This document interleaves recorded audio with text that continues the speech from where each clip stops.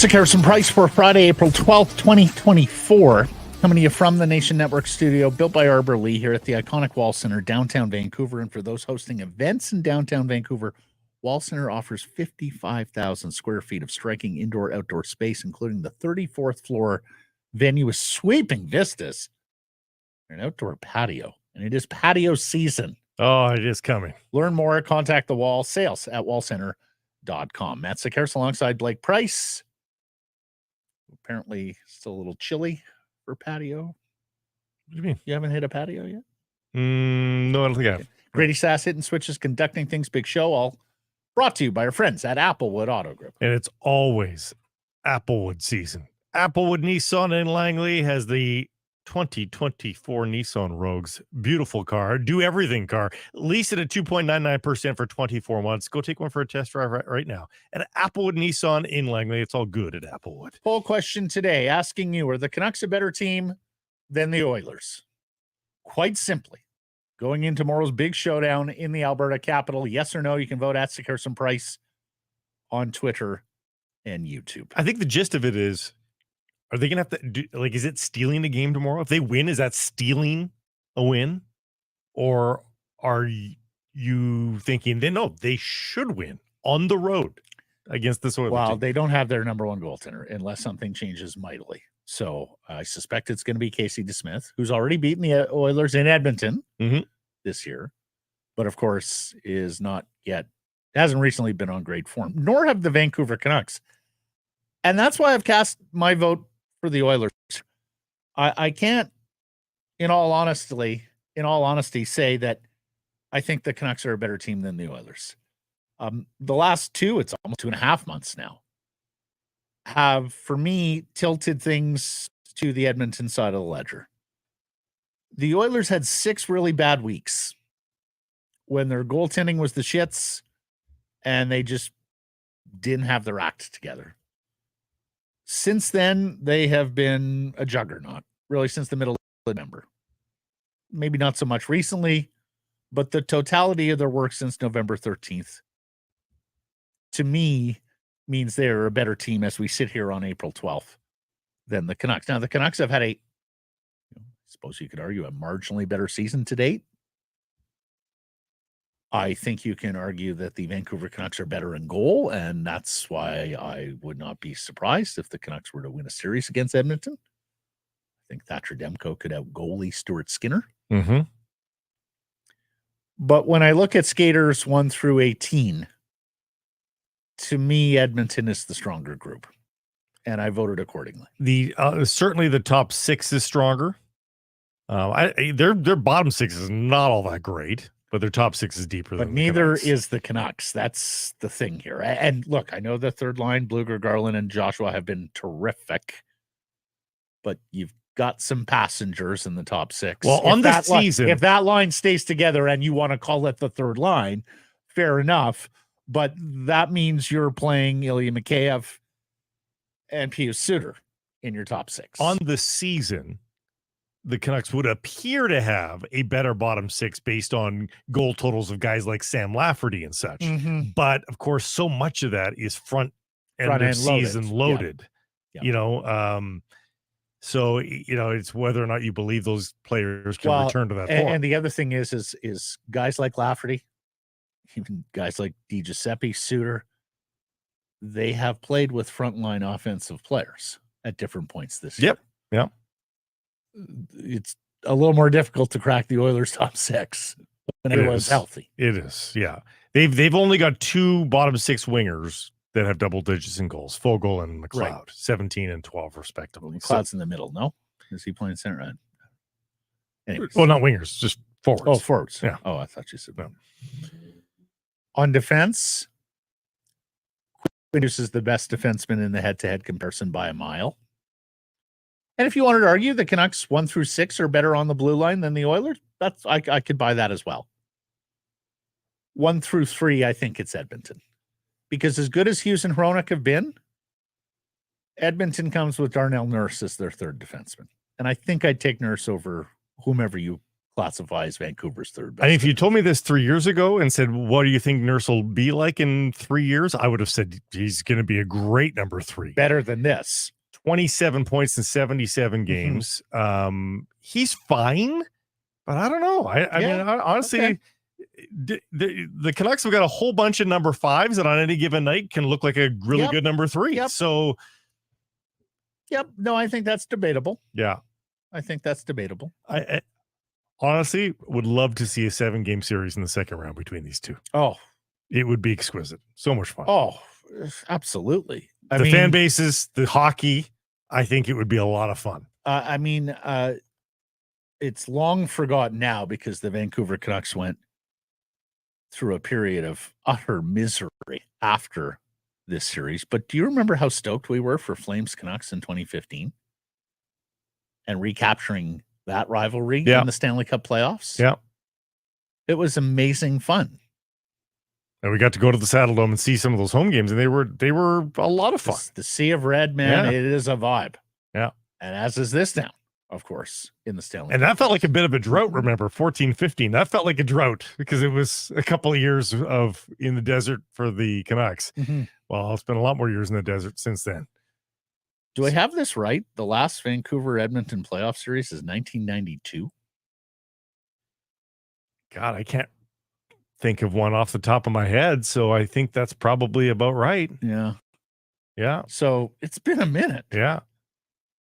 It has been the Smythe Division days are long in the rear view, so in fact, is it only the 2 playoff series all time between the Canucks and Oilers? That seems light. 86 and 92. Yeah. Really? Wow. So anyways, always the Flames. No, I would sign me up for a Canucks Oilers playoff series. And of course, at this stage of the game, it would be in the second round. Now, the division is still to be contested here.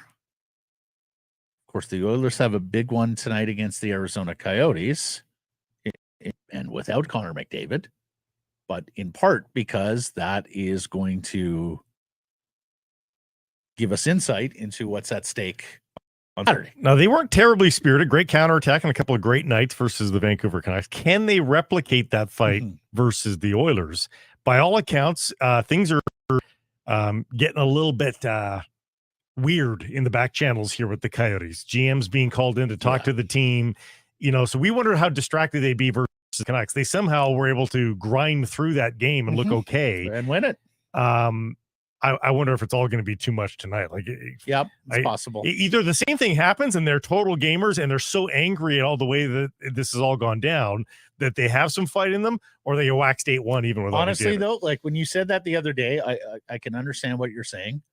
I also think the game is their sanctuary. Yeah.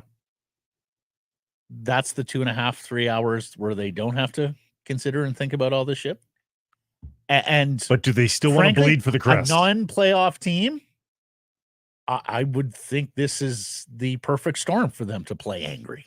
It adds a bit of emotion. I'd be angry. I'd want to take it out on the Edmonton Oilers tonight. So here's the thing. You're right. Without this backdrop, you're just playing up the string. There's no emotion likely in you at all.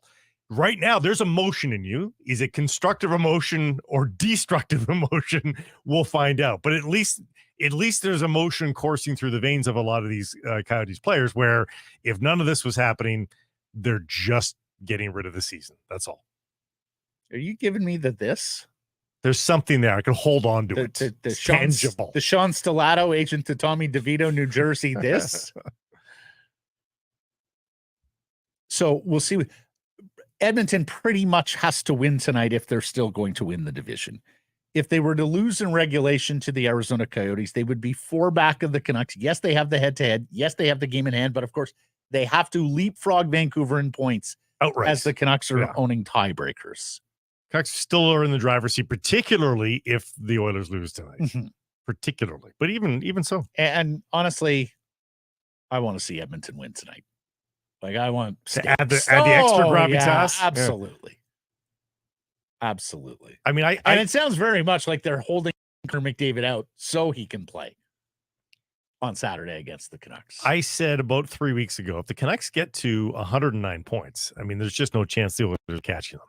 Well, if the Canucks win 2 of the last 3, yeah, no matter which 2 games they are, they get to 109 even points. if it is not the game right. against the Oilers. They still get to 109 points. That means the Oilers have to get to 110 points. Yeah. So they need 9 more points in the next 5 games, which is not a lot of room for. Right. And at that point, that's effectively an 8-game winning streak to finish out the season for the Oilers. Something of that. If they finish the season on an 8-game winning streak, what do you say as a Canuck fan? Well, you say they had was it 17 games? Yeah. And then to end, then you just say, Like, your hat. what do you say? Well done, too good. Like, is that you deserve it? Do they get exonerated from the choking label if that happens? I think the harshest would say no, because that is a word that has suddenly come into our feedback channels. But if another team wins 8 straight to beat you by 1 point at the end, again, what do you do? Like, Canucks won 8 straight to finish off the end of the season, they'd be running away with the division. Like, what do you do? There are other teams in the league. He's big on the hand talking today. Am I? It's Friday. I'm excited. I'm Italian heritage. I'm normally the one Black that Capriccio. gets that gets called out for the hand talking. You were going to say handsy, and then you're like, nope, can't say that. No. You're a manja cake price. T-Mart used to say your jazz hands because I do this sometimes. Yes. Which is more than jazz hands. Yes. Yeah. T-Mart, he likes to mischaracterize. Portuguese guy trying to tell an Italian how they should have used their hands. None of us are Italian here. I'm 12.5%. No. Yeah. No. It's not just Italians, though, that speak with their hands. No, it's true. It should be Mediterranean generally, but yeah.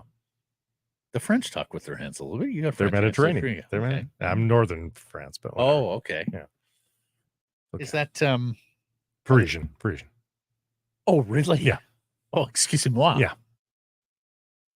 Parisien. Thatcher Demko discloses it was a knee injury that has kept him out since March 9th against the Winnipeg Jets. You remember he left that game, hasn't played since. He also said he's feeling well. And while he said he wasn't unsure of his status for Saturday against Edmonton, he messaged very strongly that it was going to be Calgary. Let's start by hearing him, because we've had the discussion here. I think a lot of people, Canucks fans, have had the discussion. How much time does he need to be razor sharp for the Stanley Cup playoffs? Demko was asked that on Thursday. Here's what he said. I've played, close to 50 games this year, so that was a month ago. It's not like, coming off of the off season where you haven't played a game in 3-4 months and then trying to get it back. So I feel great. I feel pretty much right where I was when I went down, and like I said, I'm excited to get back in the net for some games. It's a fair point. Mm-hmm. It's a particularly fair point when juxtaposed against what we have been using as a bit of a barometer of the preseason. A couple of games in the preseason before getting the regular season started. But as he outlines, preseason, beginning of the season, you've got months between playing an actual competitive NHL hockey game. Yeah. In this case, he's played a competitive NHL game a month and 3 days ago. And I suppose it will be Calgary is the 16th, so it'll be 5 weeks. But a week over by that point, it'll be 10 days of practicing basically for Thatcher Demko too. So I also, and I have been saying this for some time now, McDavid missing, if McDavid were to miss the game, I suppose that would change the equation a little bit. But I also like the idea of giving him a most winnable game where he is perhaps not under fire. And to me, that was always, if he was ready to play against Arizona this past Wednesday, Arizona, and if not, Calgary on Tuesday in the home finale at Rogers Arena. I have been leery of dropping him into the Oilers game for a number of reasons.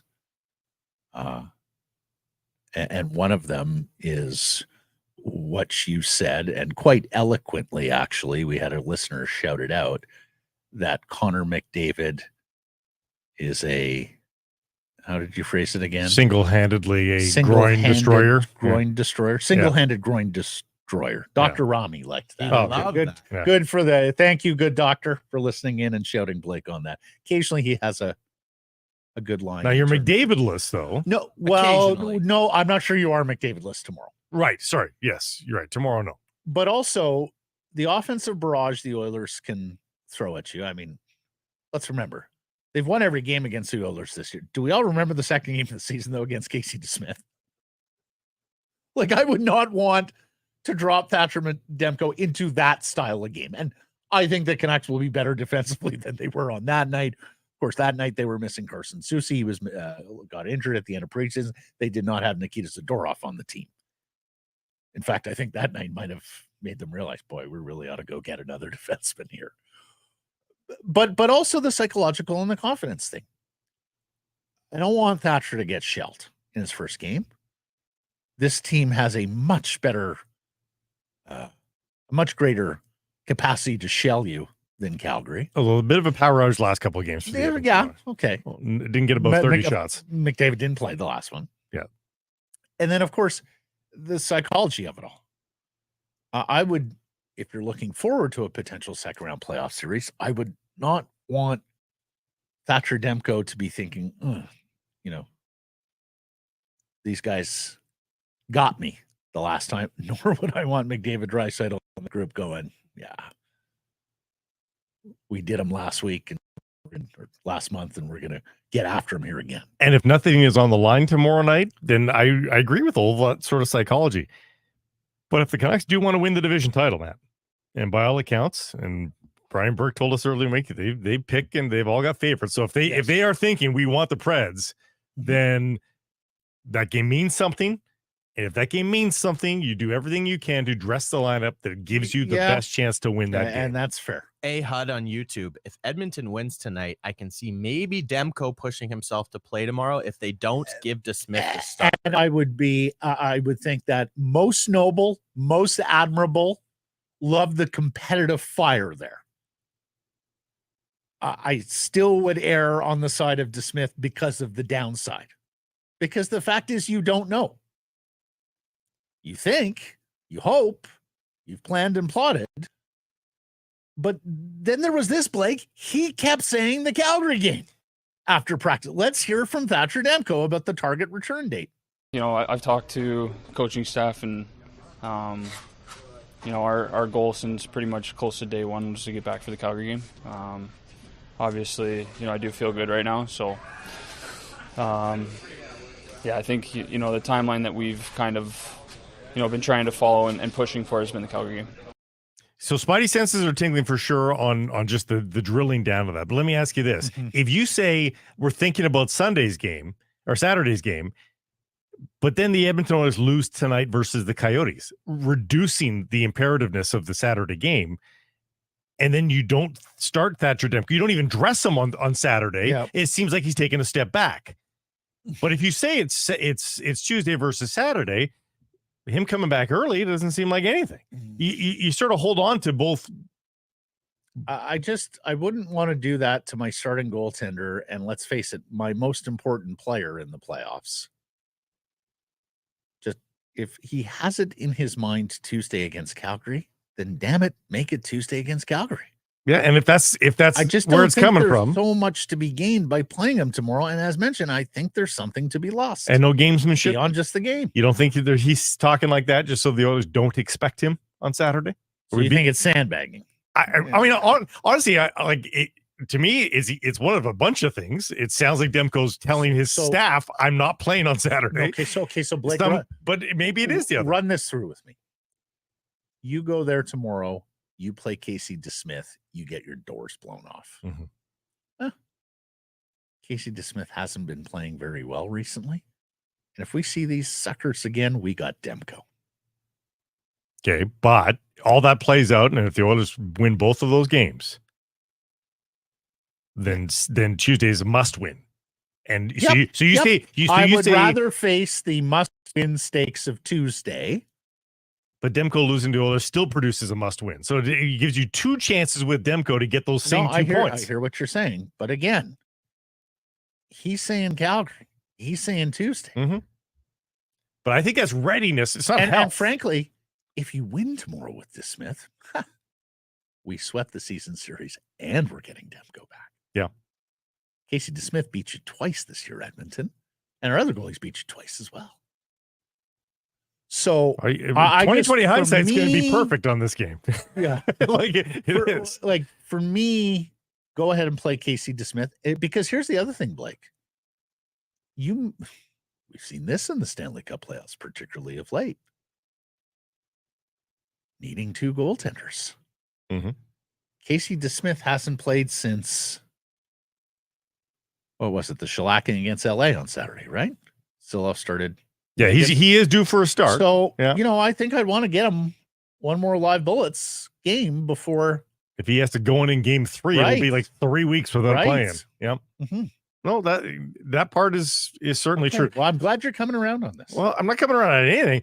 I think you get a lot more leash, though, if the Coyotes can somehow pull a result out of their hat. Well, yeah. I would.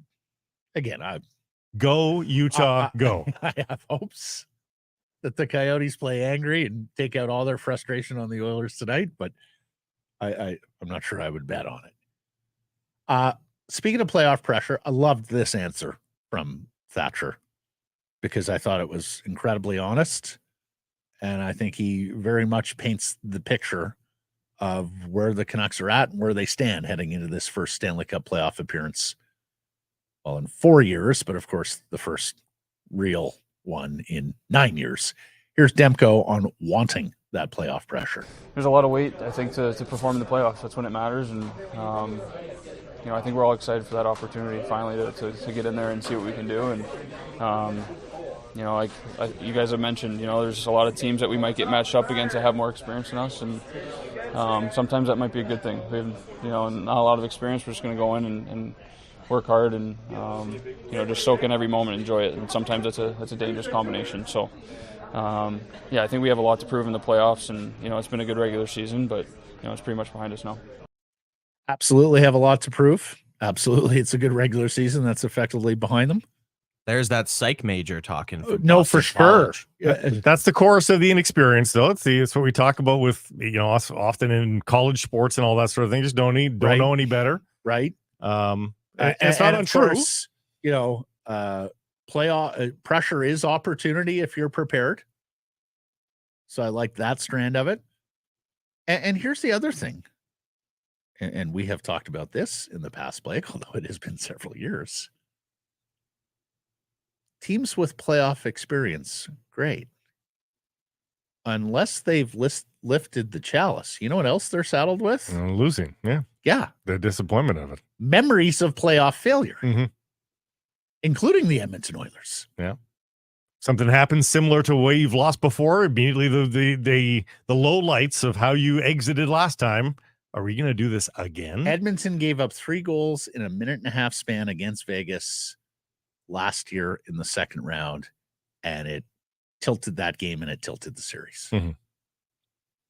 You don't think if somebody scores 3 against them in a quick succession in this playoff season that all that ain't going to come flooding back? Of course it will. For sure. Of course it will. And as we've also seen, and we saw this years and years ago with the Vancouver Canucks, particularly against Chicago, the entire building, the entire city, the entire market knows it as well. And sometimes you can feel that tension in the building, right? You can feel when the crowd is nervous, when the crowd is worried. All of those great sensations, sensory overload, the Stanley Cup play. That's what I love about it. The crowd is a living, breathing organism that sort of has a life and a vibe of its own, which can sometimes permeate the happenings on the ice. But if we're going to go down that road, I mean, the perceived slights, as you always bring up, do you think the Nashville Predators are playing with house money? No one expects anything of them. So they can live footloose and fancy free in the playoffs. Fair. The LA Kings know nobody regards them. And the Vegas Golden Knights know that everybody hates them. So they are back to being the land of misfit toys in a lot of ways. And Blake, that is one of the fantastic things about this sport, well, any sport, mm-hmm. is the storylines and the narratives around each and every team. Oh, yeah. When you get down to these the brass tacks of playoff series, best of 7 playoffs. Incidentally, one other thing I want to bring up with regards to the Oilers' pursuit of this division title is they do have one other tough out on their schedule, a few easy ones, 2 against the Coyotes, 1 against the Ducks, I want to say. I have it here. But they Sharks. They close out the season versus the Colorado Avalanche. Well, I don't know if you've picked up on this. Dallas Stars lost finally. The Winnipeg Jets have won 5 straight. The Avs do not have home ice advantage as we speak right now. There is a dangling carrot, a small chance they could still win the division if they get red hot here. But rest assured, with their home record and their home fans who are raucous lately, they want to start that series at home. And right now they aren't, thanks to the Winnipeg Jets. So they will probably be engaged through to game number 82 against the Oilers. And they're playing 5 and 7, and that they got Winnipeg tomorrow in a matinee. Yeah. Colorado does. Sorry, I was talking Edmonton. Edmonton does. Sorry. Colorado. Colorado has Winnipeg tomorrow in a matinee. They have Vegas Sunday in a matinee. Yeah, that's and then tough. they have Edmonton on Thursday. So they have outs. 3 days off before the Edmonton game, which could be for home ice for them. Yeah. And of course, we're sitting here talking Oilers Canucks, and of course, rightfully so in Vancouver, but those are 2 good ones. Winnipeg, Denver tomorrow. That is good. That's got some meat on the bone, too. Mm-hmm. And before the Oilers play the Avs for their final game of the season, they're playing the Yotes at Mullet, which will be the final game, most likely at Mullet here. So the Yotes will be motivated to put on a show. Meanwhile, Dallas, and Jeff outlined this, and Dallas is going to be the number 1 team in the conference. I think it's fair. They have 2 games left, both at home. They got Seattle in a matinee Saturday. They got the Blues on Wednesday, and then their feet are up. Say 2. Feet are on the ottoman. They're in reclined position already. Honest to goodness. Yeah. They're going to be ready. They're going to be ready in the playoffs. Well done, Tom Ghilardi, Jim Nill, and whoever went and lobbied the NHL for this guy. What a way to finish if you're Dallas. So just imagine we freeze the standings as they are right now. For all of that, the Dallas Stars winning the conference, they'll get rewarded by facing the defending Stanley Cup champions. Maybe. As it stands right now. That's what it is. Now. Yeah. Which is delicious for everybody else in the conference. They're like, yeah, Dallas, you deal with them. So that would be awesome. Yeah. It's kind of like the Canucks in 2011, right? Congratulations. You're the President's Trophy winners. You face the Chicago Blackhawks, the defending Stanley Cup champions, who have knocked you out of the last 2 postseasons. Yeah, you're right. Yeah. In round 1. That's why you can't get wrapped up in, if they do this and then this, and then they'll face this. Like, it's just going to happen how it's going to happen, folks. Well, but here, you say can't get wrapped up. I hear what you mean, but also, Blake, is this not fun? Is this not part of the fun? Oh, totally. Like, how much have we missed this over the last 9 years? Yeah. Having these discussions in April. Yeah, I say like this to me is the analysis. This gets the juices going. This feeds the soul. The for why you follow these. There's 2 activities. One is worthwhile. One is not. Who do the Canucks best match up with? Right. Worthwhile endeavor. Yeah. How do the Canucks get to match up with that team? Don't do that. Don't do that because but you'll never get it right. No. You'll never get it right. But that's the fun. No. This is why I railed against this earlier. Nothing that happens out here in the fan and media discussion with regards to the team is going to have a single solitary effect on the outcome of the series. To me, that's part of the fun of being a fan. Let's talk about who they can match up against, who we would prefer, what the individual strengths and weaknesses are of those different teams, and how they intersect with the Canucks and their individual strengths and weaknesses. But even with we take in the history of the 2 teams, and now we take in recent form, and onwards and onwards and onwards it goes. Like, to me, that's part of the great. That's part of the fun of being a fan.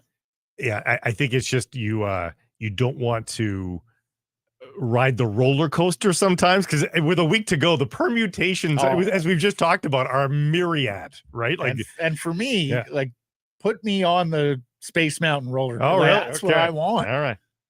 In this final week, we got the standings here pulled up. Yeah, I mean, I still find we should. I find it fascinating to monitor, but if I'm a fan, I'm not attaching I'm not sitting on the edge of my seat per se. It's just fascinating to watch it because there's going to be surprise results. I think most people are like, wow, the Coyotes beat the Canucks. I think most people are wowed by that, probably, No, but for me, Blake, let's face it, everybody lives busy lives these days, right? Mm-hmm. How often are you sitting down to watch a full Vegas Golden Knights or Edmonton Oilers game? Oh, I watched more out of market games the last fortnight than I have before. Yeah. Tonight, tell me you don't want to watch Oilers Coyotes? Yeah. Vegas, Minnesota? And the fact that you said I want to watch any game that involved the Coyotes. Right, exactly. Remarkable. Even a Canucks Coyotes game. Tomorrow. But to make it clear, Jets Avalanche. To make it clear, I'm not gatekeeping. I'm just saying you can put yourself through the ringer. Of course. With all the wishing and washing of the out of town scoreboard. That's last tomorrow, night, Jets, Pittsburgh and Detroit last night, a hell of an entertaining game. It was. Hell yeah. I watched that game. Stakes. I watched that game too. But tomorrow, Jets Avalanche in advance of Canucks Oilers. Yeah, hell yeah. Sunday, Avalanche Golden Knights. Damn right. How good is Lucas Raymond, by the way? Oh my God. How good is Sidney Crosby? Yes, that too. Top 3, 5 greatest players of all time? So for me, he's fourth because I'm still Gretzky, Lemieux, Orr. Yep. I think that's fair. And as Blake always points out, it may be a short stay on Mount Rushmore because of that McDavid fellow. He's got to have some playoff success to get that. Exactly. McDavid doesn't have that. So to me, it's going to be Gretzky, Lemieux, or McDavid. I would agree with that. Yeah. But he does have to get the rings and the championships. Where do you have Crosby? So let's say the Penguins get in. Where do you have Crosby in your MVP race? Well, it's funny. I'm filling out my, as you know, I'm filling out my back as NHL awards. Professional hockey writer Matthew Sekeres. For the first time in 12 years or something like that. Can't wait to break down every single vote and for the people to tell you how stupid you are. We'll do a show on my ballot at some point. We'll do it after the Canucks are eliminated from the playoffs, or if they lift the cup, then we maybe won't do that show. Something tells me we'll have bigger fish to fry. But Crosby would be 8. It would be 7th or 8th on my MVP. I was just going to say, honestly, so you rank 5 players for the Hart, Norris, Selke, Lady Byng trophies. And I can't see Sidney getting onto my ballot. I put Kucherov, McKinnon, McDavid, Panarin, Pasternak, Matthews all ahead of him. Yeah. And Hughes. I put Hughes ahead of him too. For me, McKinnon, McDavid, Kucherov, and Matthews are non-negotiables. What about Hellebuck? I'm considering Hellebuck at number 5. Panarin? As I am considering Quinn Hughes at number 5. Panarin, I suppose. Panarin. Is this the toughest MVP? It's tough. Decipher it's tough. In memory. It's tougher than some previous years. Last year was unanimous. McDavid. It was McDavid in a walk. Yes, last 150 plus it points. It wasn't even close. But like you asked me that, Grady. I don't even know how I'm ordering those first 4 guys I mentioned. I've got to do a deeper dive. I keep reading Kucherov, Mr. Empty Net, so I want to check out the empty net points there. Do you know the gap between? Do you know the gap between Panarin? Do you know the gap between Panarin and the second leading scorer on the Rangers? Oh, it's massive. 41 points. Well, do Kucherov on Tampa. And here's the thing, Blake. The ballot came to me this morning, and it continues to have the language that has always been associated with the Hart Trophy, and yet language that I don't think many adhere to. And that's why I think a guy like Hellebuck should be getting more love. Most valuable player to his team. And the reason why I think many have strayed from that is because that punishes players who are surrounded by good teammates, and it theoretically should enhance the candidacy of players who are surrounded by poor teammates. And the example I always use is Roberto Luongo in Florida. He was a one-man team. Mhm.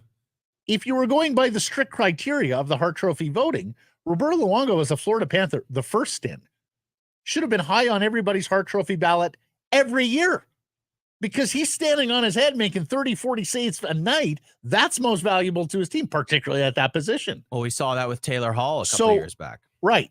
So I think I'm going to, as many of the voters have now, go to most outstanding season.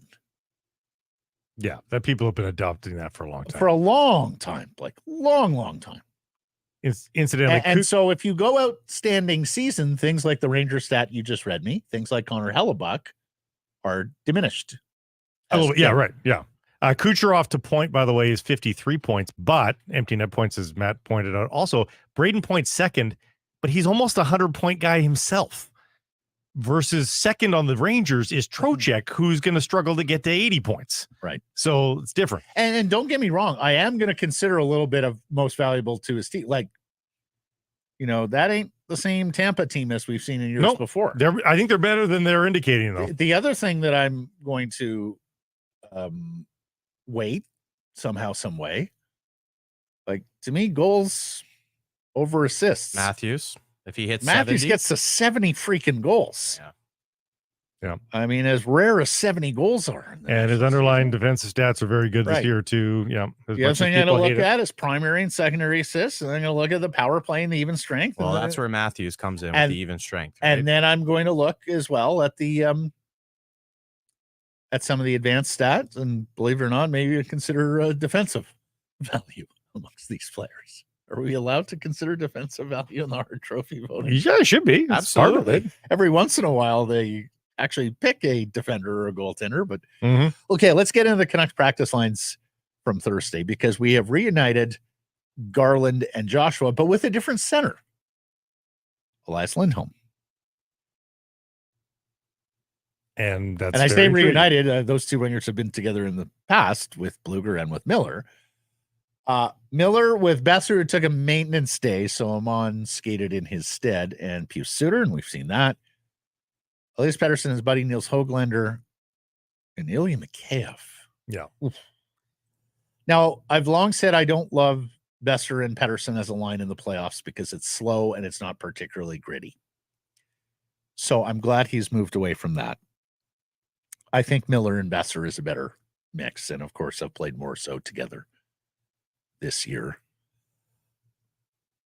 I'm a little surprised to see both Dakota Joshua and Connor Garland out of the top six because I think you can make the argument that those two have been their best wingers alongside Besser for some time now. Okay, think about it in this way. One of or both Patterson and Miller, because they're not always going to get the right change that they want, are going to spend a lot of time with McDavid on Saturday night. One of those guys, if not both. Yep. Is the thinking from Rick Tocchet, well, we're going to get really good matchups with Lindholm's line. Yep. Let's give Lindholm some wingers. Yep. And we'll try to have those guys feast against the bottom six that we talked about for the Oilers, which is not that decorated. And honestly, Blake, if this is done in part to get Lindholm some confidence and some of the offensive feeling back, I think it's brilliant. Because I think that is, let's face it, it has been a tough go for Elias Lindholm here. He got traded here during the All-Star break. So instead of it being some time off for the family and everything, all of a sudden got to make preparations to move. He scores 2 goals in the first game, and you think, oh my God, this is perfect. Going to be unbelievable.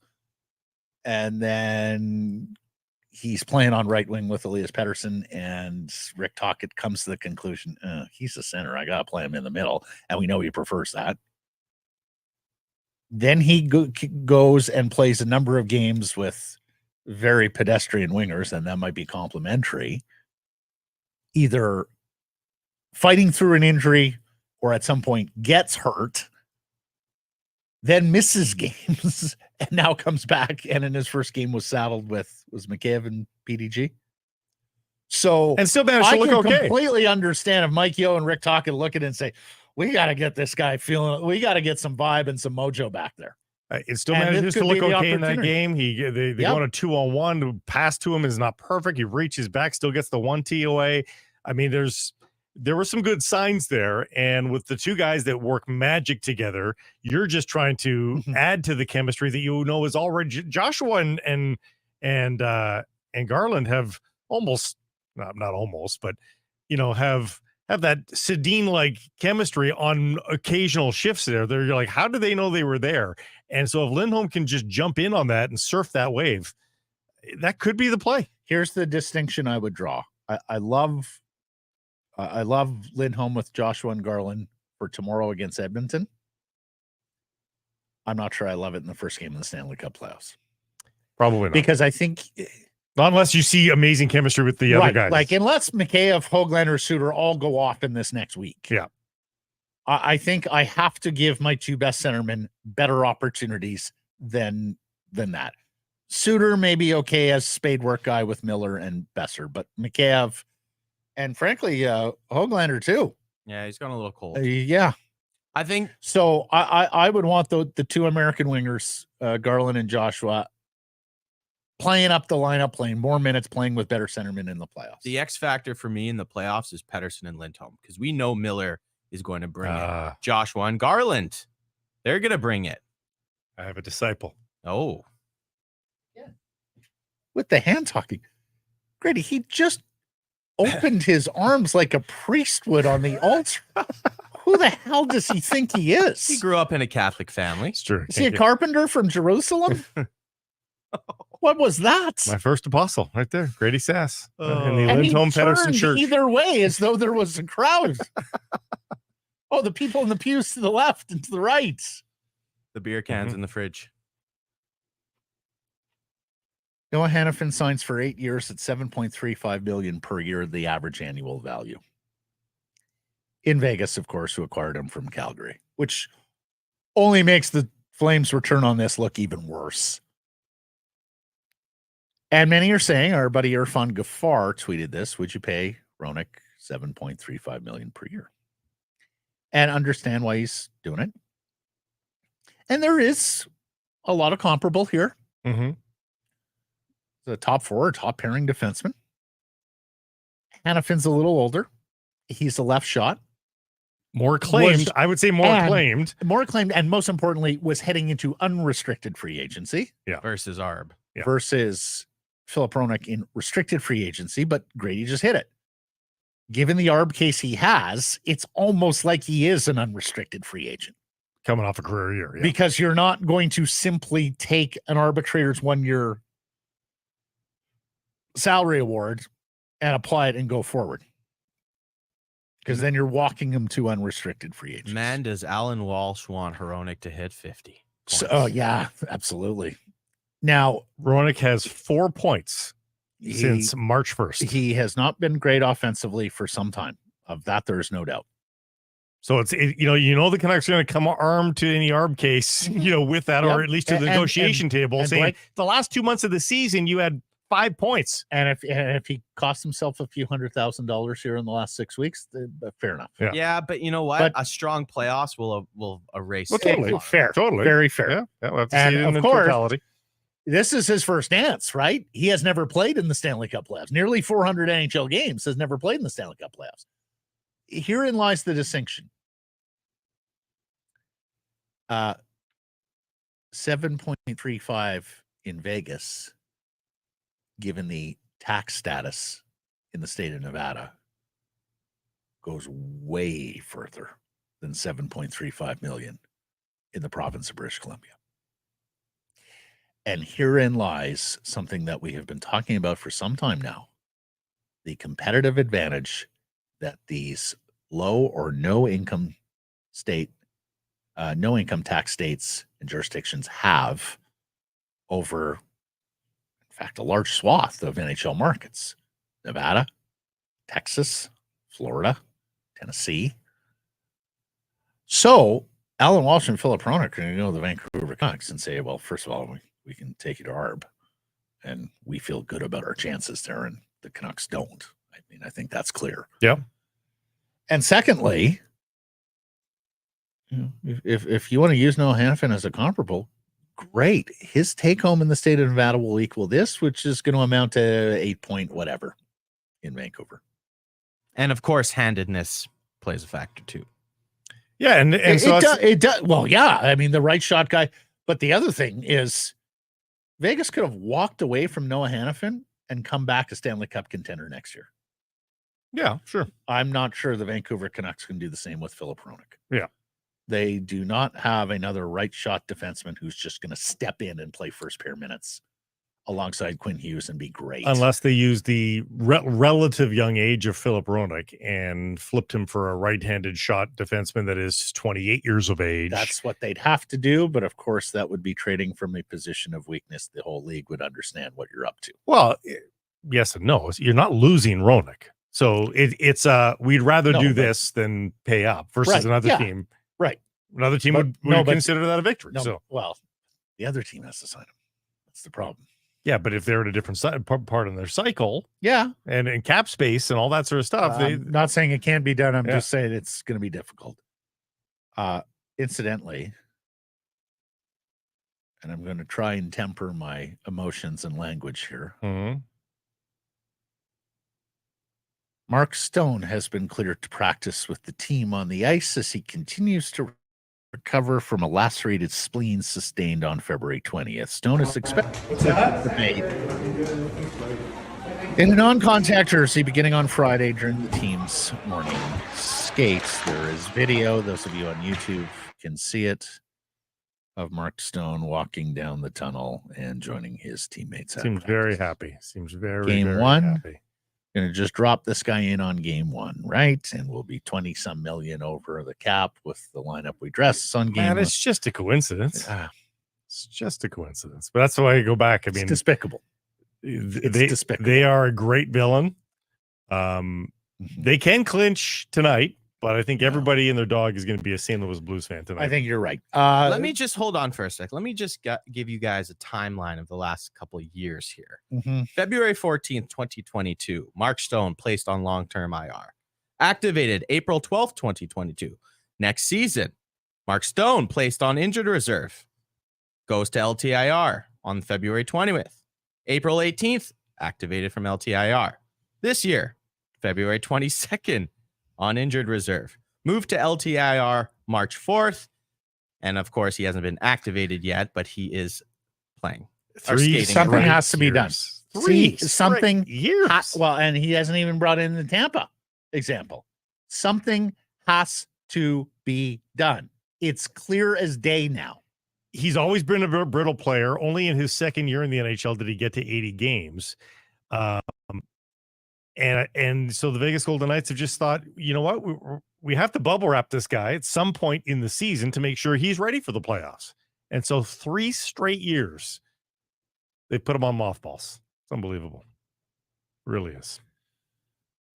Canucks prospect news, Tom Wielander, Aiden Celebrini, their season is done. Boston University lost in the Frozen Four semifinal to the University of Denver.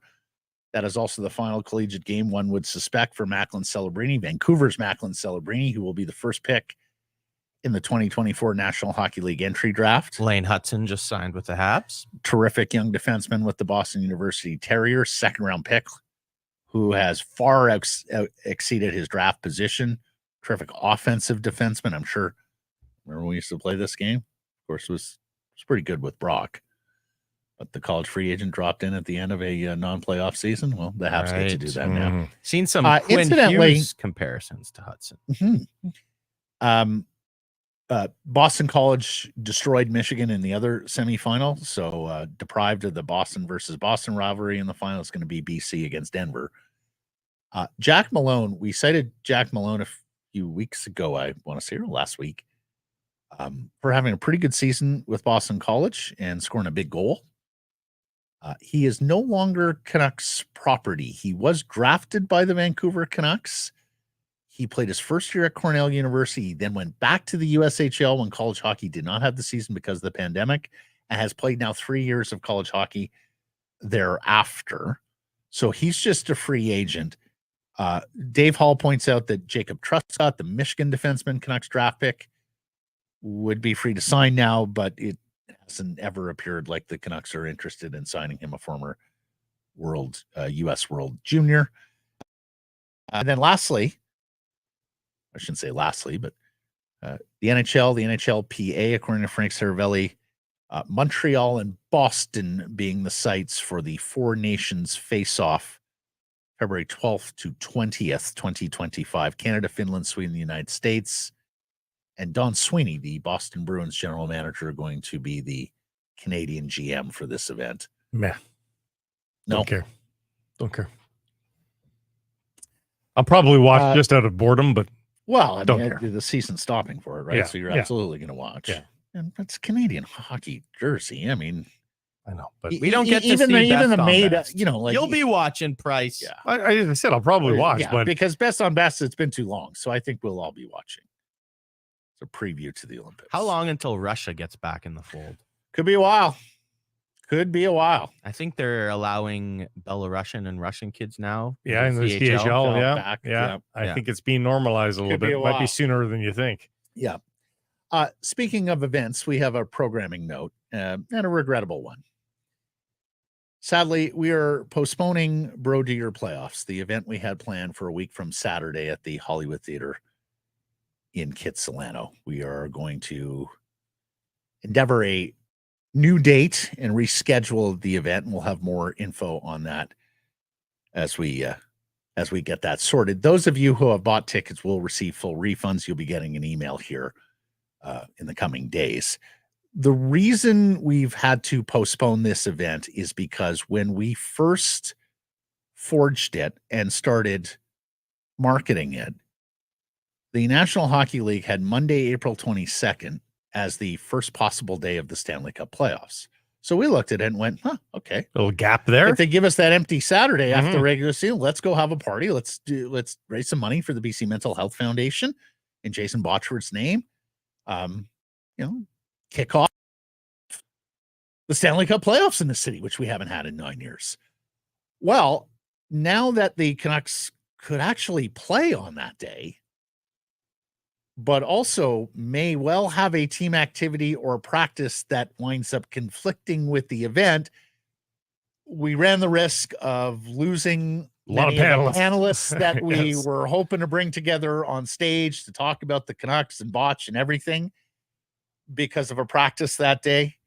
And we weren't going to be able to deliver the show that we hoped to deliver. If they start on Sunday, it's the last practice before the series. Right. Even if they start on Monday, Right. that means it's the frivolous penultimate practice, which is probably going to mean it's later in the day, which again negates Right. panelists. And Rick Tocchet has shown a propensity for a midday practice. Very odd for Yeah. NHL coaches, but Tocchet's, I guess, not a morning guy. And so we looked at it more and more and went, there is a real possibility for an afternoon practice there that's going to take a lot of the panelists, guys like Thomas Drance, Harmon Dial, Jeff Patterson, who's emceeing, and others, Yeah. David Quadrelli, Ben Kuzma, out of the mix. And so we thought, no, we can't risk in the final 24, 48 hours having a bunch of panelists say, sorry, guys, can't attend anymore because I've got to go cover this midday or afternoon Canucks practice. So regrets. Thank you for those who stepped up and bought tickets. Thank you to Fountain Tire. And we're going to do more work with Fountain Tire. And we'll also be supporting the BC Mental Health Foundation with a different event. And we're going to look to reschedule this fundraiser in Jason's name. But we're still going to be getting together at Greta on the 18th, Right. to finish off the regular season. So we look forward to seeing you watch there. party there, Yeah. Vancouver, Winnipeg on the 18th at Greta. $10 tickets, good food, good prizes, guaranteed good time. Nationgear.ca for the tickets there. Also, reminder, we got these t-shirts going. Invite you to pick up a We Have an Army t-shirt. And yeah. Look, I realize that there's a couple of wingers who are really struggling here. But this is just a much better Canucks roster than what we've seen in many years. So the playoffs are near. We It's have a an Army. first place team. Nation Gear going Yes. to gear you up for Vancouver's playoff team. Shop the exclusive We Have an Army playoff tee and more at nationgear.ca. Menu. Frank Seravalli's going to join. We talk Canucks. We talk who's better, who's best between them and the Oilers. We'll talk division. Arizona Coyotes not paying hotel bills. Also, compare and contrast Hanahan and Roenick and whether or not we've got a contract to work off of in the Roenick negotiation, as we just talked about. And JPAT coming up as well. On a possible biggest rink-wide Vancouver of all time. Right. On Saturday. So we'll preview all that. Seravalli's next. And the menu brought to you by Greta, the home of our watch parties, as we just alluded to. Thanks. You didn't Grady. do the sponsor read fully, Thanks, Matt. Grady. Yes, we did. No, I didn't. Yeah. No, did you? Yeah. You're very Jumbinski these days. Making sure we're A couple times this covering week our bases on a here. sponsor, you jumped in where we had already done the sponsor. Yeah. Frank's next. If I didn't hear it, it didn't happen. In a season like this, you never want to miss a single second of what's happening on the ice, and you want to be around your fellow fans, right? Well, Greta Bar YVR at 50 West Cordova, the perfect spot to do so. Hey, if you've got tickets, a great place to pre and post. They've got drink specials every single day. And if you don't have tickets, well, stick around and soak up the atmosphere with all your fellow fans, play all the great video games and air hockey, great air hockey setup as well at Greta Bar YVR. We'll see you there, 50 West Cordova.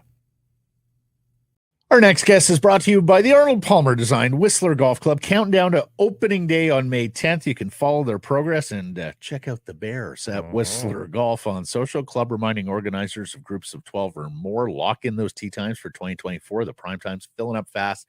And just for reaching out to hold that tee time, you, the organizer, you get to play for free. Whistler Golf Club takes care of the rest. Tell us about your group, whistlergolf.com/groups. Joining us now, NHL Insider from the Frankly Speaking podcast and the Daily Faceoff. It is Mr. Frank Seravalli back here on Sekeres and Price. How are you? I am good. Sliding into the weekend faster than a Bryson DeChambeau drive. So let's go. Who would have thought that, like, generally, and I think you had a slower end of March, the insider business slows down a little bit post-trade deadline. But my goodness, you have been a newsy boy this week, Mr. Seravalli. There's been lots going on. Doesn't really ever sleep. I always say, like, man, I can't wait to just kick my feet up and put the phone down for a little bit, and it just never materializes. Well, Alex Morello and the Coyotes certainly helped out in that regard. First of all, he got his week off after trade deadline. Okay. Yeah, I know. Yeah. So that's how you get in the insider business, Seravalli. Yeah, I'm not bitching. I'm just saying. No, exactly. Let's get to Arizona in a second because I do want to talk Oilers Canucks with you. Okay. We're asking our poll question: are the Canucks a better team than the Oilers? What says you? My answer would be no. I don't think the Oilers are head and shoulders better. I don't think it's a totally obvious question. But I do think that the way the Oilers have played since November 13th, they're head and shoulders above everyone else in the league. The gap in points percentage between the Oilers and the second place team is enormous. Mm-hmm. So the Canucks have been scratching and clawing in these last 2 months. So yeah, I'd say since February. Mm. Yeah. And it's been in fits and starts. And to be fair, like, the Oilers have not been absolute world beaters over this last 6 weeks. But I'd say which team has a better chance to make it to the Western Conference Final? My answer would be Edmonton. Yep. And I don't think you're alone. And frankly, I think Canucks Nation is coming to grips with that more and more on a daily basis. I think the proper term is Canucks Army. Right. So the Canucks. Yeah. But it's funny, like, in your mind's eye, you look at that forward group and you'd be like, that's way better forward group than the Vancouver Canucks. And then you dig in, you find out like a week and a half ago, Evander Kane broke a 22-game goalless drought. Like that, I think in concept, Canucks fans would love to drop a guy like Evander Kane into their lineup and give them a better winger option. But I mean, they've had some struggles and some, like, there's Draisaitl, McDavid, and Hyman have been ridiculous. Mm-hmm. I'm glad you brought up Yeah. the Vancouver boy, because I think he's absolutely Edmonton's X factor in this playoff run. Yeah. 2 years ago, he was money. He 100%. was unbelievable for Edmonton in the postseason. Last year, he was hurt. And this year, he has really struggled. And I feel like that team you can't let it get thin in a hurry, in the sense that, look, last year in the playoffs, I believe the reason they lost to Vegas in the second round is because Hyman and Kane were hurt. You take two of your wings away and you become a helicopter team, all center, no wings. And that is difficult. I think they need more from him. I don't think that's, I'm not breaking news there. And it's been really interesting to watch the apparent frustration that's existed between not one player now on the bench, but two in the last couple weeks that, to me, really stands out. He needs to be right when it comes to the postseason. If I'm not mistaken, that series was really even last year. Yes. That series was 2-2 last year in Game 5, and Edmonton had a 2-1 lead to start the second period. Vegas scored 3 goals in a minute and a half, and that was it. Game, set, match for the Golden Knights. But you're quite right. I think Evander Kane is absolutely the X factor. And then the Oilers, Edmonton, they left that series going, well, this is the second year in a row we lost to the team that won the Stanley Cup. Damn it, we're close. I'm not arguing that they aren't, but the Oilers need to also stop their propensity of shooting themselves in the foot. Remember that, Blake?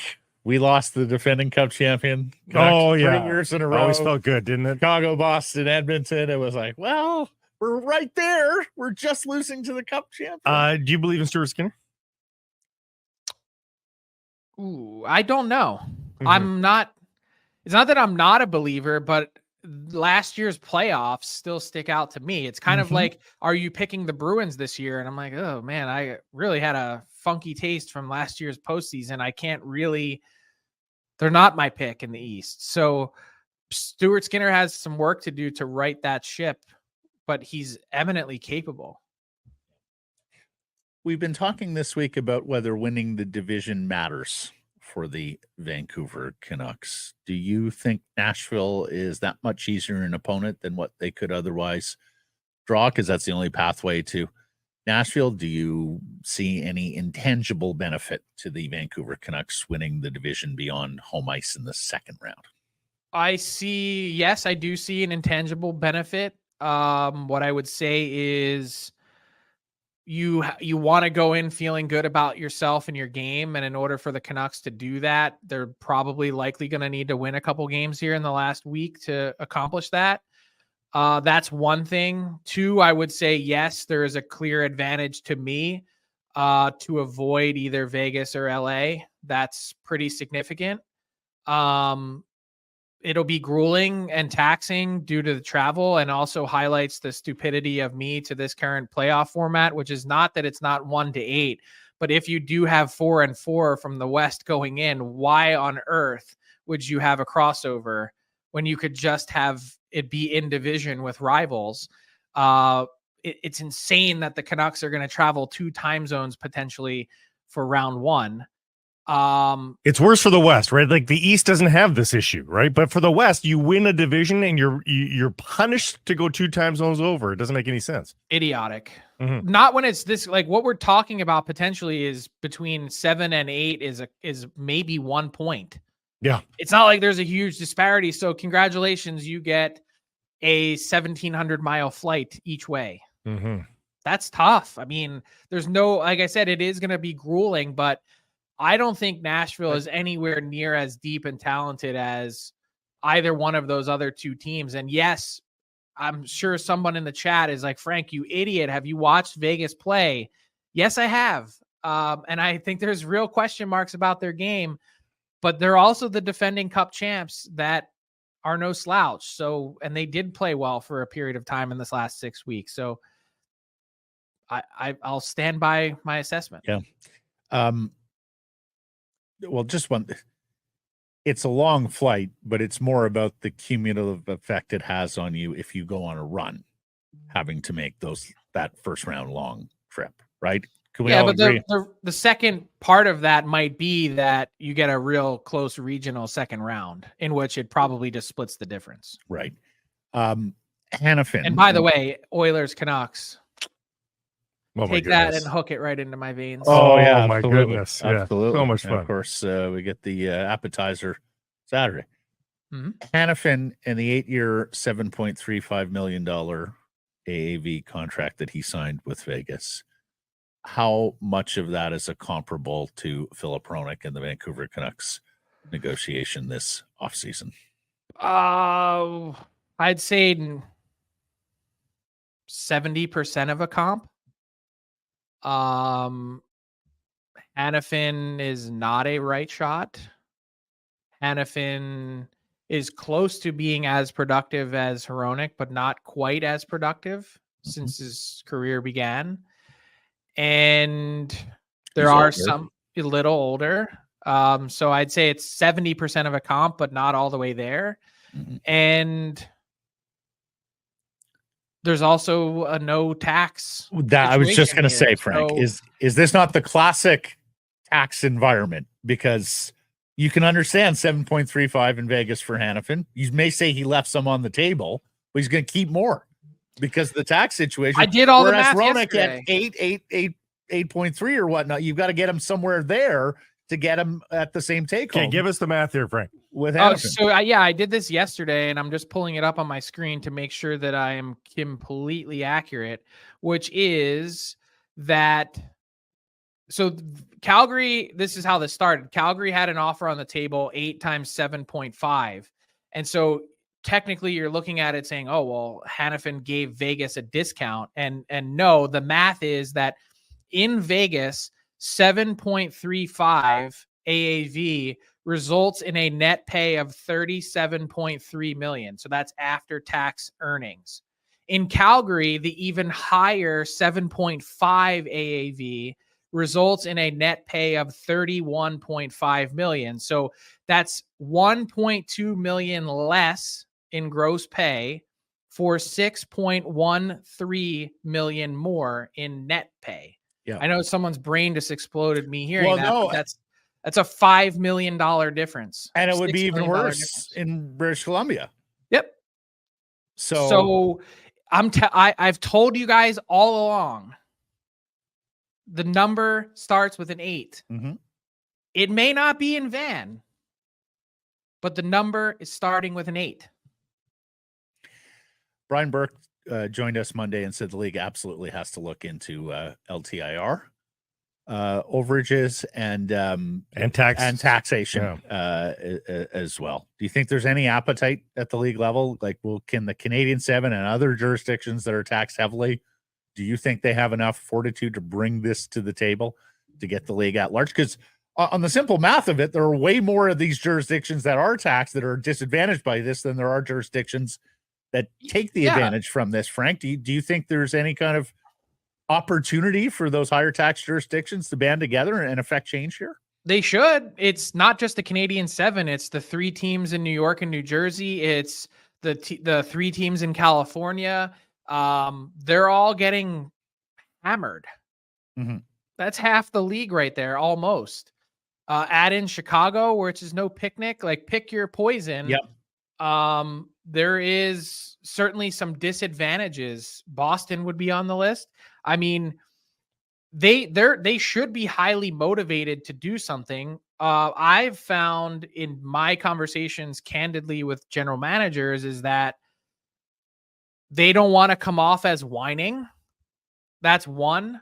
2, I think the NHL has some real reservations about what that would look like, because what you're then talking about, if you're really going to truly level the ice surface, is a disparity between cap spending and actual dollars out the door. And the league is going to say, well, hold on a second here. We're trying to, and who knows what the 2026 CBA is going to look like, but for hypotheticals, we're talking about a pie and we have 50% and we split it right down the middle. So instead of us doing all this wrangling and math to make it even, why don't these players just get some more creative accountants? Yeah, there's only so much you can do sometimes with the creative accounting, but potentially. Well, not really. I mean, we could we could spend an entire pod on how that works. And I've done this. There are there are ways, especially for foreign players, to park their money in Canada, have the government hold on to it, and then leave Canada and not be able to come back for a period of time and get that money back and basically receive all the same tax benefits that you would in the US. Yeah. There's complicated ways to do it. John Tavares and his filing. That's right. I was just going to say, so if the league has a stomach for more NHL player versus Canada Revenue Agency headlines, then but yeah, they're basically saying good luck. Go do it on your own. Like, it's not our problem. Mm-hmm. Let's move on. Do you think the Canucks will be interested at all in Casey DeSmith in the offseason? Do you think that those two sides will come together again based on what we've seen here in the last month, both good and questionable, I think? Yeah, I think good and questionable is a fair way to frame it. I would say they should, because one of the key things is trust. And I think it's clear that management and probably Rick Tocchet trust DeSmith. That's half the battle. 2, by all accounts, DeSmith and Thatcher Demko have had a real nice relationship. They didn't know each other prior to DeSmith landing in Van. They're represented by the same agents, and their wives have become friends. They've become buddies. Their kids are the same age. It just kind of fits. And that makes sense to me. And I also don't think he's going to cost you an arm and a leg, but to my knowledge, the Canucks have not engaged in talks yet on that. I know you heard Demko yesterday saying that he's been targeting Calgary all along. Would you be surprised? Like, he was really hammering that point home that they're targeting the Calgary game. Is tomorrow a non-starter for you versus the Oilers? Is there a non-starter? I don't think so. I mean, I'm still holding out some hope that Demko makes a surprise appearance there, but it certainly sounded like the player wanted to come back on Tuesday versus Calgary.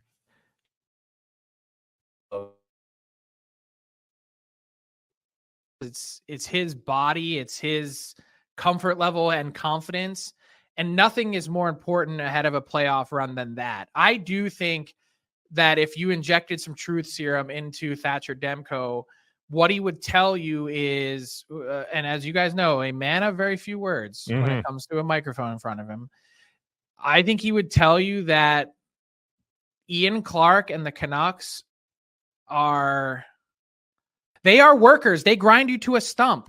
There are no off days. It's no just kick your feet up, and not saying that it should be. It's just that they've developed a reputation of being real drivers here in terms of making all that happen. And so it's been to Demko's benefit, because I think his play has been phenomenal under Clark, and I think they get along really well. It's just that maybe a little extra rest is a good thing.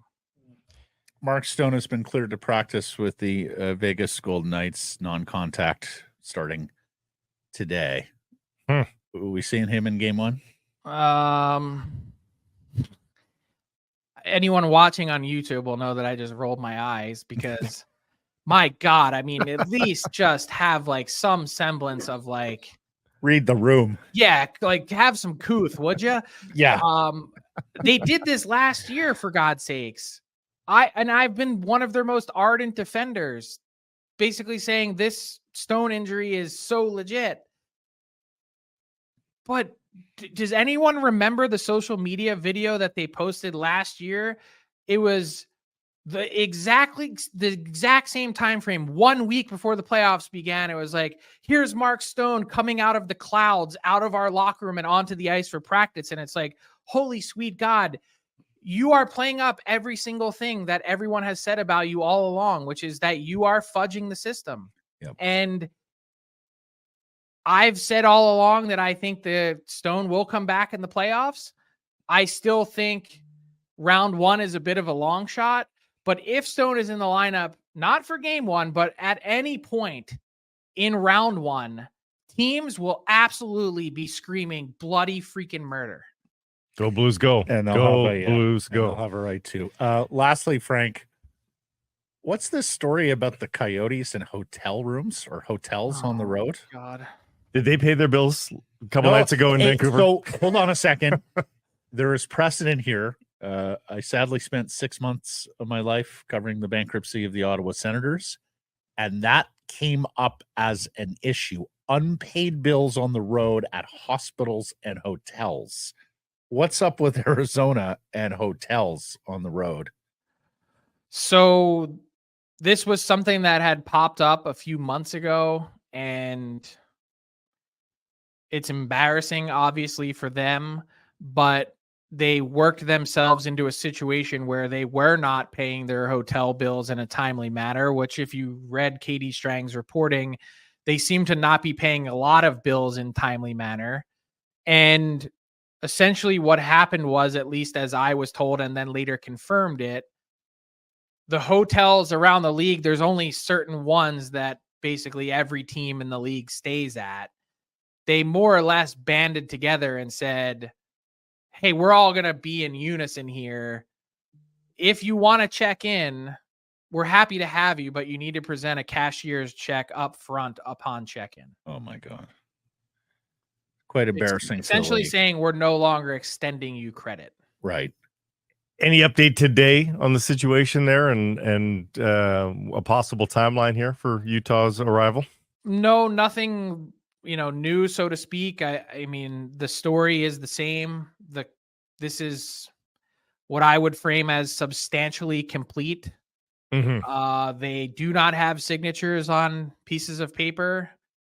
They have more or less agreed to the terms of this. I guess verbally would be the right way to say it. And as far as I know, all systems go. Does that mean it won't explode before that happens? That's not in my control, but are they trying to extricate themselves from Alex Morello permanently, do you think? Or do you think they legitimately would welcome him back if he found an arena to build?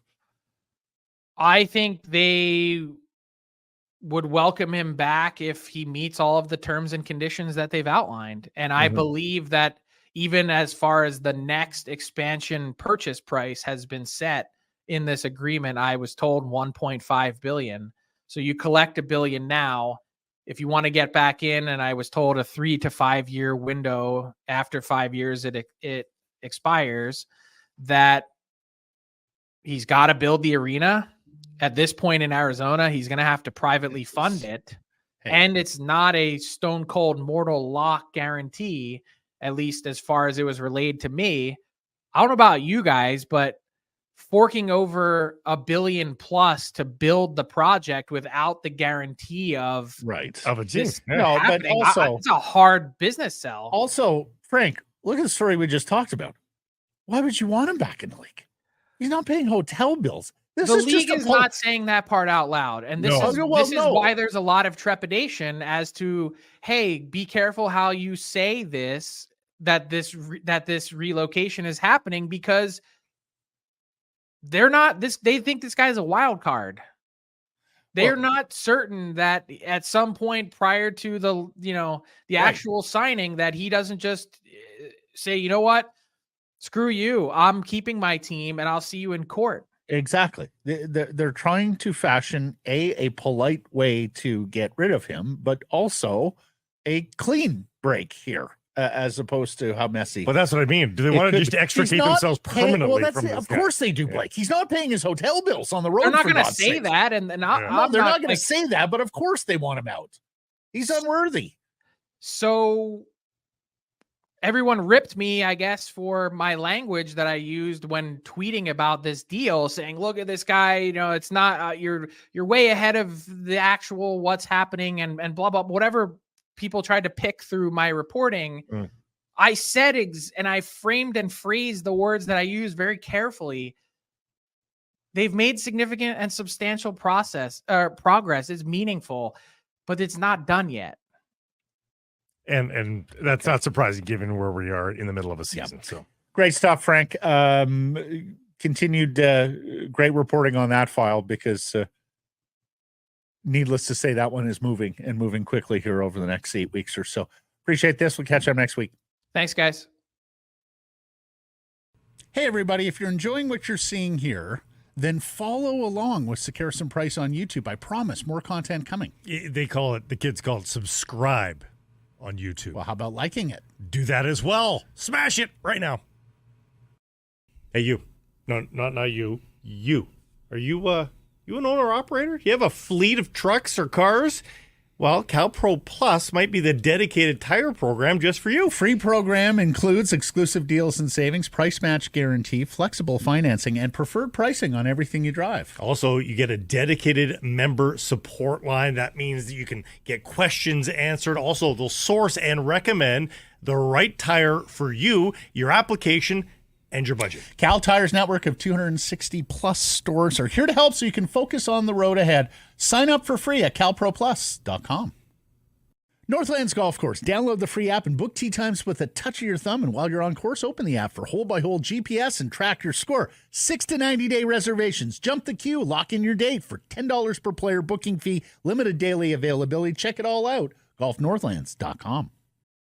Joined now by Rinkwide Vancouver's Jeff Patterson, our Canucks reporter, as we head into the showdown with the Oilers for possibly first place in the Pacific Division. Morning, Jeff. How are we? Yeah, good. Excited. I mean, you can smell the playoffs in the air now, and basically this time next week we'll be doing a preview. We'll know all the answers to these questions that we're awaiting answers on, where and when and who.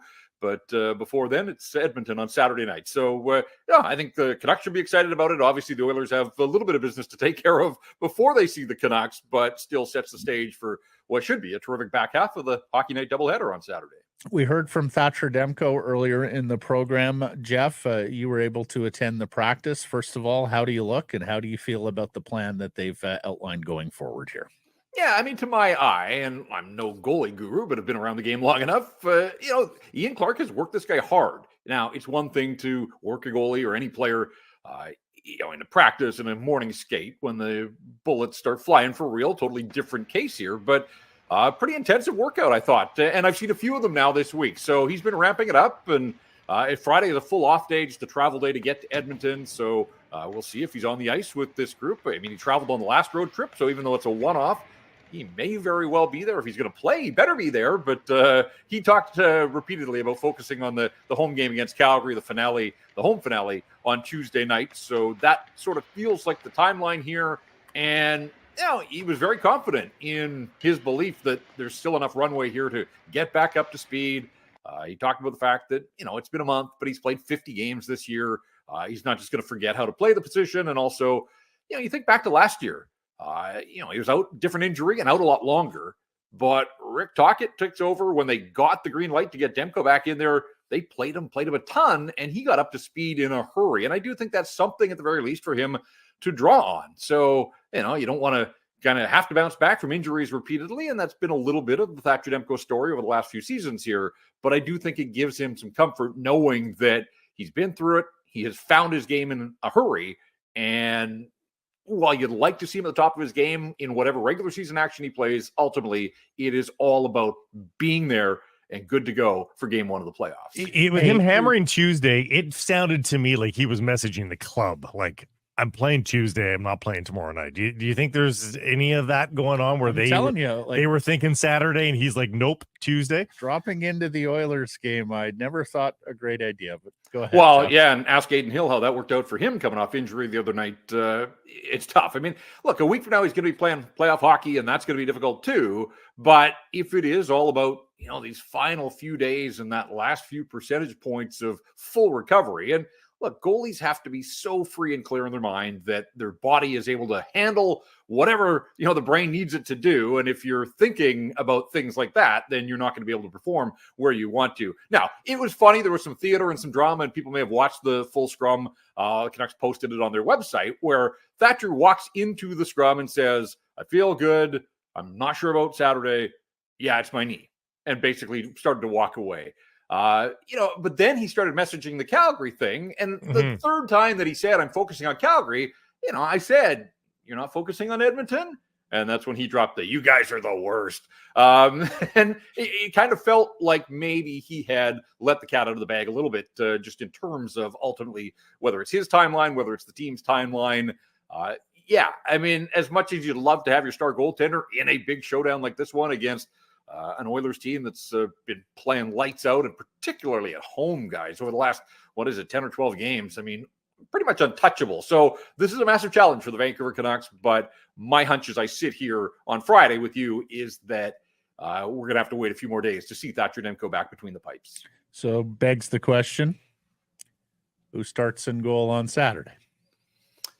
Yeah, I wasn't surprised that Artur Silov's got the opportunity. I think when you look at track record and history and experience and a little bit of rest here and maybe some motivation, Casey DeSmith went in on short notice and delivered a damn solid performance back now, night number 2 of the regular season. But, again, that's something for him to draw on. So my gut would tell me that they would go back to Casey DeSmith at this point. And remember, he was Mr. Saturday Night early on and checks the calendar. Who knows? But, Silov's, yeah, he got them a single point and made some saves. But look, it's been a little shaky for him as well. The start against Vegas, a couple of long distance goals that went in against Arizona. I think the door is open there for them to go back to Casey DeSmith if that's the choice they make. Okay, let's go to the forward lines because that was also interesting yesterday. Lindholm does become Teddy Bluger here for at least one day only here with Garland and Dakota Joshua. Ideally, you'd have another winger there for Elias Pettersson because Miller's going to have Besser based on what happened at practice. Ideally, there'd be one more winger. There isn't. What did you make of the lines as we saw them yesterday? It was the umpteenth time this season when Rick Tocchet spins the wheel that you land on that same conclusion that they're short a scoring winger. They just are. And if you move one from one place to another, it just exposes a weakness elsewhere. And if this is the way they're going to go, and it kind of felt like hopping in the time machine a little bit back to an earlier point in the season where Pia Suter played with Brock Besser and JT Miller, and Ilya Mikheyev is back with Elias Pettersson, and that cannot be the answer. I don't even know what the question is, but I just know that ain't the answer. 1 goal in 47 games for Ilya Mikheyev. And I keep saying it out loud because it doesn't seem possible, but that is just the truth. And kind of quietly, guys, Nils Höglander's gone a little bit quiet as well here. And so, again, everybody's expecting an awful lot of Elias Pettersson, and I get it, but there's also this idea that you want to believe that if he's making plays, that there's going to be some finish there. And I just don't know. I honestly don't know what to expect from Mikheyev. I don't know what his contributions can be. Yeah, you want a little hustle and some determination, but I mean, you'd expect that from every guy at this stage of the season, regardless of their price point. So Lindholm in the middle. I think some of us thought this as Dakota Joshua was getting back closer to full health. Hey, maybe there's an opportunity here, kind of as an upgrade to Teddy Bluger, that Lindholm can do a lot of the defensive things, but where Bluger doesn't have much finish. And remember, Dakota Joshua and Connor Garland set him up for a lot of opportunities. He contributed, mostly assists, but I think there could be something there. So that one excites me. I thought it was a decent return to the lineup for Lindholm. It's one game, and it was a weird game the other night. I know I haven't been on with you guys since, and we don't have to go too deep and revisit it, but the Canucks just looked off. I don't know if it was a lack of respect for Arizona, if they thought it was going to be easy, whatever. The Canucks just looked off and had trouble completing passes, had trouble breaking the puck out. That's against Arizona. So there are ways that they have to sharpen things up here. And so I'm not necessarily surprised that Rick Tocchet went into his bag of tricks and came up with some different line combinations. It looked like Pud Colson's going to be the odd man out again, which I thought maybe it would just be one game and a little bit of a message there and try and get him back into, to up his game a little bit. But he was the odd guy out at practice, and Nils Amon is a placeholder for Brock Besser. So we assume that Amon will sit as well. But yeah, of those 3 lines, you kind of know what you're going to get from Miller, Besser, and Suter. You've seen that. And they don't have last change, so we'll see how the Oilers dictate matchups and those types of things. But that third line is the one that I'm going to keep an eye on, and maybe the one that excites me the most of their top 9 forward group. I was suggesting Lafferty instead of Mikheyev, Jeff. Does Lafferty deserve a return to the opening half? Not that he's been spectacular, but he just seems more likely to score a goal to me than Mikheyev does. Lafferty just leaves me wanting. Like, the skill set is there. He's got the wheels. He can, when he's motivated, be a physical force and get in on the forecheck and separate guys. And it is kind of crazy. Like, honestly, to think that Sam Lafferty, Pia Suter, Ilya Mikheyev are all double-digit goal scorers. Like, it feels like none of those guys may ever score again for the Vancouver Canucks, and yet they're all in double digits. So where is the offense gone? Like Suter, it's just been shut off entirely. Yeah. He can't buy a goal. Lafferty gives you an honest effort, but I think he scored a beauty like 10 days ago. Isn't it, Suter? It's 1 in 30. Yeah. Suter since January 25th. He has 1 goal. And take he's that a playing step in further, the tops. But to take that a step further, Matt, it was the 5-0 goal in the 5-0 win over Winnipeg. So, Jeff, going to tell you you're wrong here. They're not 1 winger short. They're 2 wingers short. Probably are. And they could be 3 wingers short if Brock Besser isn't 100% healthy. But if you can form duos, you're okay. But they can't even form duos. The underlying numbers undeniably show that Pius Suter helps that line with Besser and Miller. So he contributes, but just doesn't contribute offensively. But as the line, they go. The issue here, guys, and I know it's about the here and now and what's happening a week from now, but both McCabe and Pius Suter are under contract for next year too. Like, this idea that, this is just a slump for these guys. Like, what are they? And I guess ultimately, if you go back to the 3 guys that I talked about being double-digit scorers, you can draw through line to Elias Patterson. Like, all 3 of those guys spent time with Patterson higher in the lineup at certain points this season, and that's where their offense came. But really, the dynamic shifted when Nils Höglander earned the promotion. Like, Höglander used to torch opponents as a lower in the lineup guy, and then really they had no choice, but they moved him up. But that's kind of the last we saw of any regular scoring contributions from anybody that plays in the bottom. Well, maybe not the bottom 6, because that third line can be effective. But yeah, I mean, there was depth scoring issues, and I do think that that's one of the huge concerns I've got about this hockey club here with what's to come. How concerned are you with the Besser needing maintenance? A lot of maintenance, it seems, these days. Yeah, I mean, without question, there's something there, right? 2 maintenance days this week, a third one not that long ago. He hasn't missed any game action, and he's continued to score. And so his quest for 40, I mean, I'm delighted for him that he got there. And, if they have to sit him down, that would feel like the prudent play. It would make life difficult if it happened against Edmonton. And Rick Taco was a little cryptic. Like, he was asked at the tail end of his scrum yesterday, is Besser going to play in Edmonton? And he kind of said, yeah, I think so. I expect so. It wasn't this like absolutely right. He will be there. So it kind of does feel like a bit of a day-to-day thing. But, the fact that he hasn't been available after games to the media tells you that, treatment is the priority there. And I get it. And this isn't me playing the media violin. I'm just saying these are all tells about a guy and his health that, when he's playing the game, he's out there in uniform. When he's not, seems to be spending an awful lot of time in the trainer's room. And this is a huge part of the Brock Besser story, guys. As good news as the 40 goals has been, and what a season it's been for him, the fact that he's played 79 games to this point for a guy who has never been able to stay fully healthy and has had to miss large chunks of almost every season that he's played, that's a big part. You don't get to 40 if you're not available on a nightly basis. So, I would think Brock's as proud of being an every single night player for the Vancouver Canucks this season as he is being a 40-goal scorer. And we don't have any guesses there as to what's going on? No, the hands seem okay. Yeah. He's had a long list of injuries. So, mobility it's never been his strong suit. Like, it's not like he's lost a step and you're wondering about that. No. So, I don't know, but he's getting a fair bit of treatment these days. So clearly dealing with something. Lastly, Jeff, Vasily Podkolzin scratched. He's the 13th forward, or I guess even 14th if you say Amon's in for Besser at practice on Thursday. Is this another missed opportunity for the one-time first-round draft pick to force his way into the National Hockey League and as a regular in this lineup?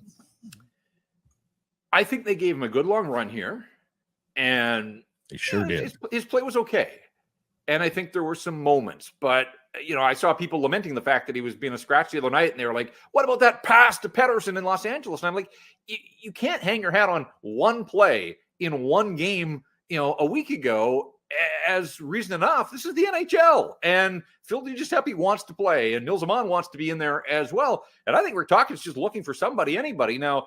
PDG didn't do a lot to grab the brass ring, I didn't think, the other night. Like, he's got to be you got to notice him, right? Like, you do something, whatever. Like, there has to be, for one of these guys, there has to be a separator. And it just kind of feels like you're lumping them all in together right now. So I don't rule out Podkolzin entirely as a guy that could be in the night one lineup for the playoffs. But if he doesn't play in Edmonton, does he get back in for the home finale against Calgary? How many more opportunities is he going to get?